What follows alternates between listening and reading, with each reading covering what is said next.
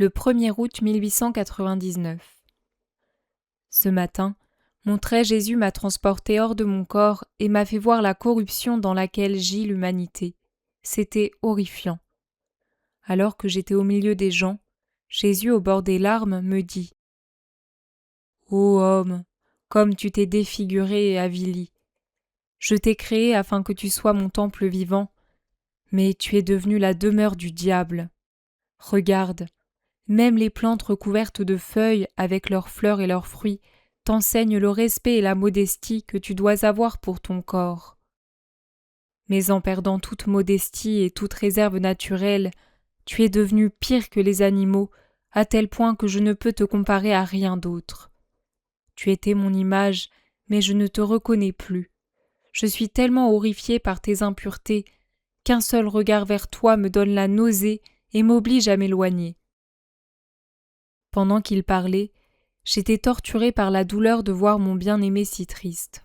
Je lui ai dit « Seigneur, c'est vrai que tu ne peux plus trouver rien de bon en l'homme et qu'il est devenu tellement aveugle qu'il ne peut même plus respecter les lois de la nature. Si donc tu ne regardes que l'homme, tu voudras lui envoyer des châtiments. C'est pourquoi je te prie de poser ton regard sur ta miséricorde, et ainsi tout sera arrangé. » Jésus me dit « Fille, soulage-moi un peu de mes souffrances. » En disant cela, il retira la couronne d'épines qui était enfoncée sur son adorable tête, et il l'enfonça sur la mienne. J'éprouvai de très vives douleurs, mais j'étais contente de voir que Jésus était soulagé.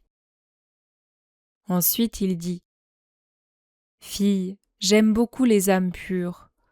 Autant je suis obligée de fuir les âmes impures, autant je suis attirée par les âmes pures comme par un aimant, et je viens habiter en elles. À ces âmes, je prête volontiers ma bouche afin qu'elles parlent avec ma langue, et qu'ainsi elles n'aient aucun effort à faire pour convertir les âmes. Je me délecte non seulement à perpétuer ma passion en ces âmes, et ainsi à continuer en elles la rédemption, mais je prends aussi plaisir à faire s'épanouir mes propres vertus en elles.